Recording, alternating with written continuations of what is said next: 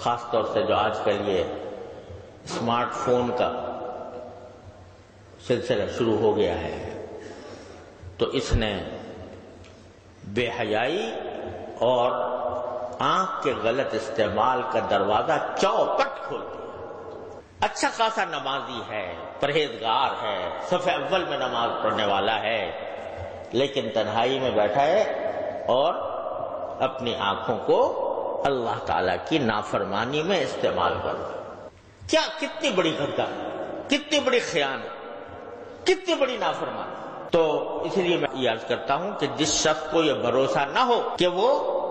اپنے آپ کو محفوظ رکھ سکے گا اس فتنے سے، اس کے لیے ایسا فون استعمال کرنا جائز نہیں، جس کو یہ بھروسہ نہ ہو۔ اگر بھروسہ ہے تو بعض اوقات اس سے اچھے کام بھی لیے جا سکتے ہیں، لیکن پاؤں پھسلنے کا ہر وقت خطرہ، نگاہ کے پھسلنے کا ہر وقت خطرہ۔ لہذا بھائی کتنے دن کی زندگی ہے پتہ نہیں، کسی کو پتا ہے کہ کب اس کو موت آ جائے گی۔ تو اپنے اللہ تعالیٰ کی دی ہوئی اس نعمت کو کیوں داؤ پر لگاؤ، اس داؤ پر لگاؤ کہ اس کا غلط استعمال ہو گیا تو وہاں پکڑ ہو جائے اللہ تعالیٰ کی۔ فاروق اعظم جیسا انسان جس کی تقوی و طہارت کی قسم دنیا کھاتی ہے، وہ جب یہ کہتا ہے کہ مجھے برابر سرابر چھوڑ جاؤں تو غنیمت ہے، تو ہم شما جو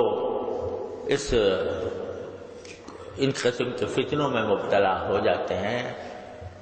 ان کے دل میں خیال نہیں آتا، ان کے دل میں یہ خوف نہیں ہوتا کہ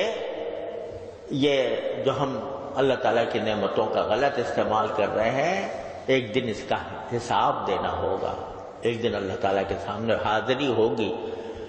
اور ایک ایک نگاہ جو جس چیز پر ڈالی ہے اس کا حساب مجھے دینا ہوگا۔